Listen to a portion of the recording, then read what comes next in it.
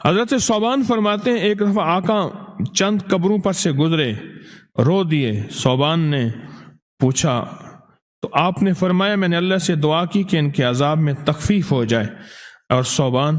اگر یہ لوگ رجب کا ایک روزہ بھی رکھ لیتے اور ایک رات عبادت کر لیتے ان پر کبھی عذاب نہ ہوتا۔ اور ایک رات سے مراد صرف رات نہیں ہے، ساری رات یہ ابھی عبادت کر رہے ہیں، ہاں یہ نہیں ہے ساری رات، شام ڈھلتے ہی مغرب کے بعد رات ہو جاتی ہے رات کا کچھ حصہ میں کہ اگر یہ لوگ رجب میں ایک روزہ بھی رکھ لیتے اور عبادت کر لیتے کسی رات کی، ایک رات کی، تو ان پر عذاب نہ ہوتا۔ میں نے عرض کیا یا رسول اللہ صلی اللہ علیہ وسلم، کیا صرف ایک روزہ اور ایک رات کی شب بیداری سے عذاب قبر نہ ہوگا؟ فرمایا ہاں، قسم ہے اس کی ذات کی جس کے قبضے میں میری جان ہے، کوئی مسلمان مرد ہو یا عورت ایسی نہیں رجب میں ایک روزہ بھی رکھ لے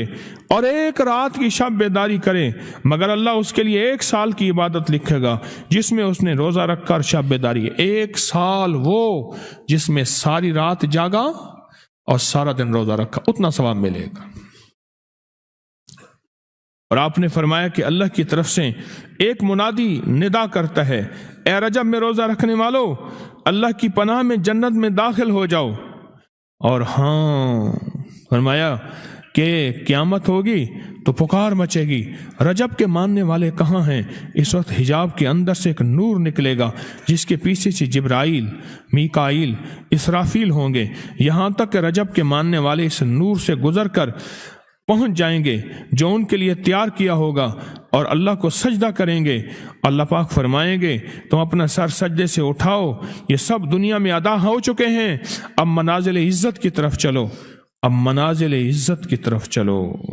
اب منازل عزت کی طرف چلو۔ اللہ اکبر۔ اور فرمایا مغفرت ہوتی ہے اور اللہ انبیاء کی توبہ قبول کرتا ہے۔ اس رجب کے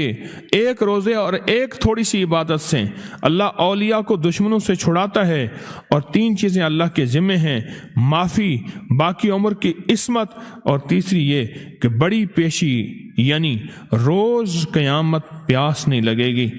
روز قیامت پیاس نہیں لگے گی۔ یہ چھوٹی چھوٹی راتیں، یہ چھوٹے چھوٹے دن، یہ چھوٹے چھوٹے لمحے آتے ہیں، اور آتے اس لیے ہیں کہ ہمیں کچھ دے جائیں، اگر اس کا غصہ ہے بھی ٹھنڈا ہو جائے، اگر اس کی ناراضگی ہے بھی ٹھنڈی ہو جائے۔